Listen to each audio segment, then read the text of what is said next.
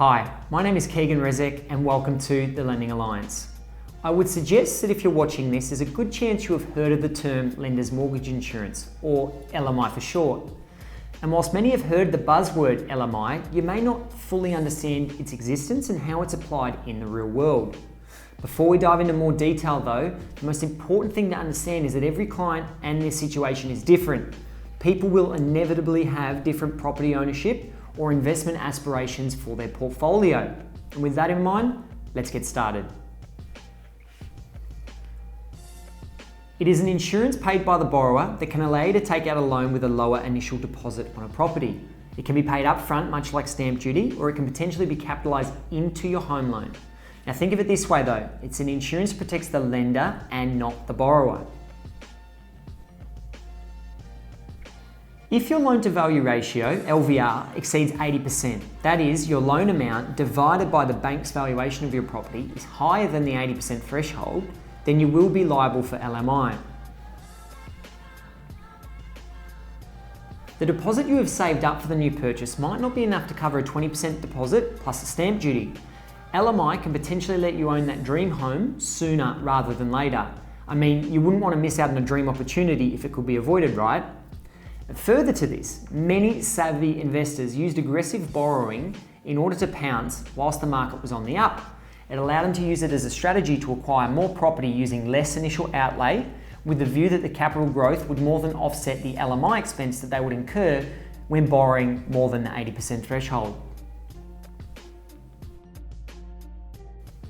Earlier I had mentioned that when your LVR exceeds the 80% threshold, you will incur LMI. And whilst it's true in most cases, you may have the possibility to have the LMI waived up to 90% LVR if you're working in certain professions.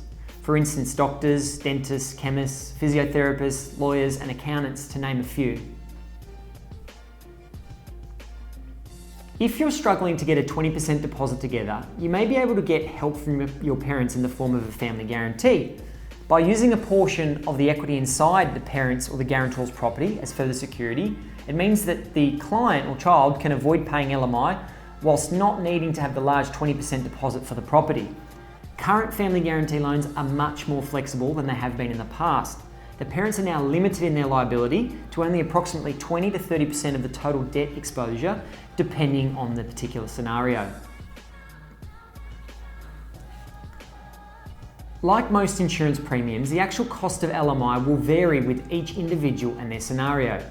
Online calculators can give you a rough idea, but as always, it's best to contact a broker who can look at your particular scenario in far greater detail to ensure you're receiving the right information.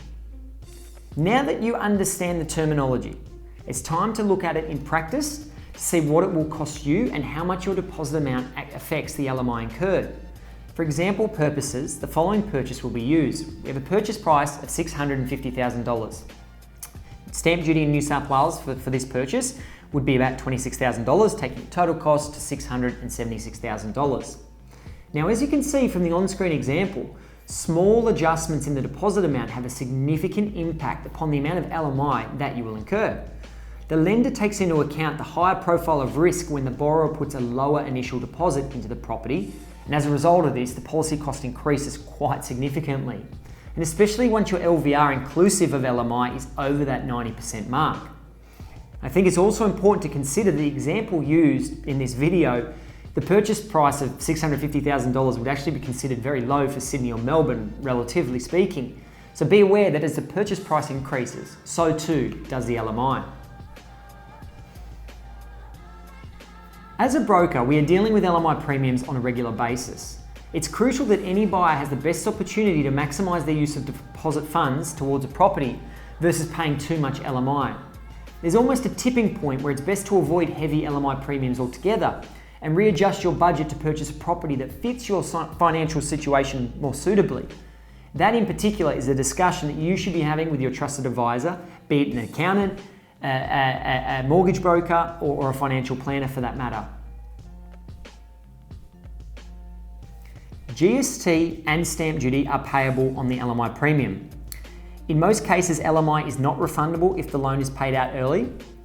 LMI is a once-off premium that applies to the life of the loan. Much like an expensive or exotic car, higher loan amounts can be costly to insure, harder to insure, or uninsurable altogether.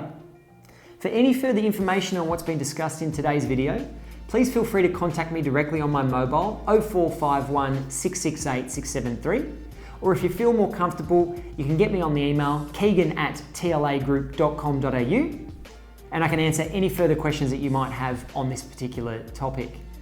Thank you for tuning in to today's video. I'll see you in the next one. Bye for now.